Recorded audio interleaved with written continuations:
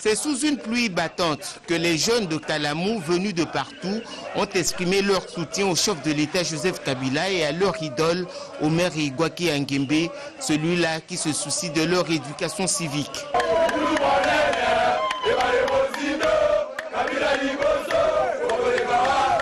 La journée de ce 25 décembre 2016 a commencé par un culte d'action de grâce à Dieu.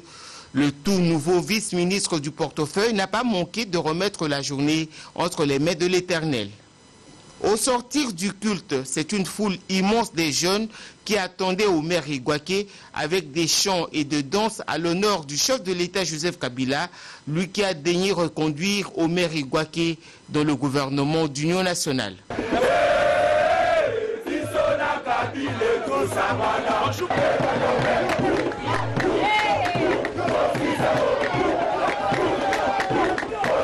Le vice-ministre a remercié ces jeunes qui, sous la pluie, l'ont remercié et chanté pour le Raïs. Merci au Polimboula Boyembeli, chef de l'État Kabila.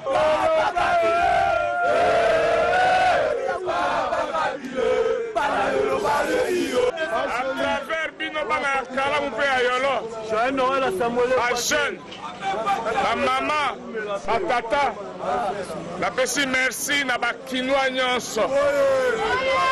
Oh, balandi exemple à Binobana Kalamoupe Ayolo.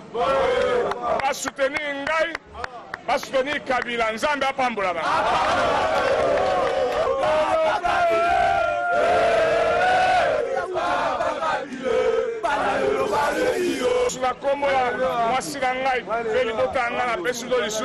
Merci. Omer Igwaki a rappelé le soutien de ces jeunes 2 ans durant au chef de l'État Joseph Kabila et à toutes ses actions, ce qui a déterminé le chef de l'État à porter son choix sur sa personne.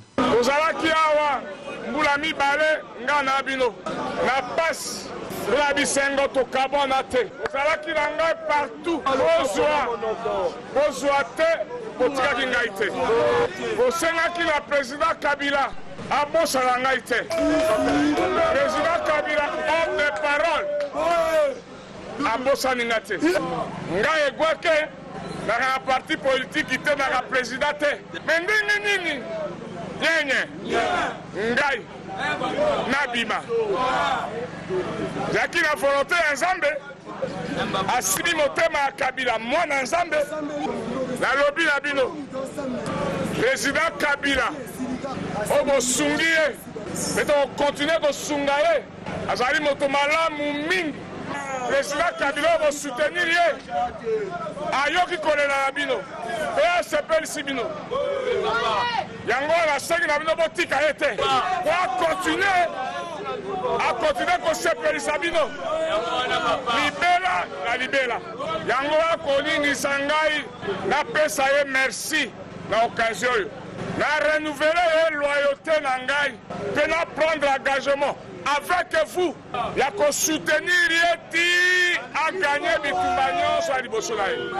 Pour le numéro 2 du portefeuille, le poste lui attribué par le chef de l'État est très important. Anomengai vice-ministre. Encore bien, poste moquez, moquette. Poste ongala zui. Et l'équipe est titulaire ministre. Le vice-ministre a réitéré son soutien aux jeunes pour leur comportement exemplaire pendant les journées du 19 et 20 décembre dernier. Je profiter de l'eau.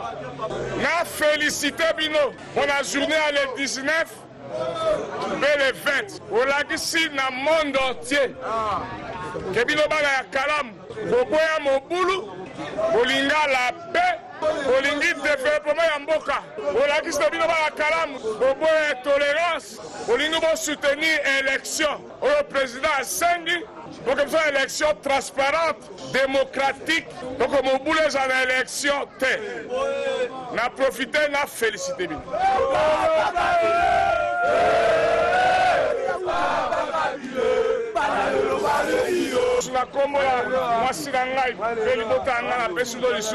Merci. Le soutien de ces jeunes au chef de l'État et à Omer Igwaki se passe de tout commentaire. Je remercie beaucoup le président Joseph Kabila pour la Sali. Le gagné bataille, mais la guerre non gagné.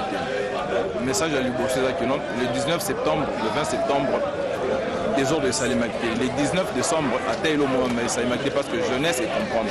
Jeunesse, et ça juste, on a besoin de encadrer, on va comprendre tout ça. Na mokonzi na biso papa ya Kabange tokoki lokito ya le 19 mais tosepelaki mingi tomaki kimia ezalaki na mboka tote le 20 kimia eloko ya liboso nasepelaki nano po jour na botamaki tobaki le 19 na bani kofete anniversaire na ntilo mpe nazofeteka tomaki kimia eloko tokomise mpe na nzambe na président biso ya mboka Kabila Kabange Joseph ndenge toki kimia bato tuyaki pensé ya pillage tomoni elombo arebanse chef d'état bamata bakita biso tolika chef d'état wana po papa na biso mpenza papa egwaki bato mingi bakonsaki ye akozwa te me nzambo na se ya moyo oyo ayebi papa na Kabila Rais papa ka Kabila Rais tolela bango makasi chef d'état ndenge osali papa na biso egwaki omer papa zwa oyo yango oyo papa biso tolela o fort papa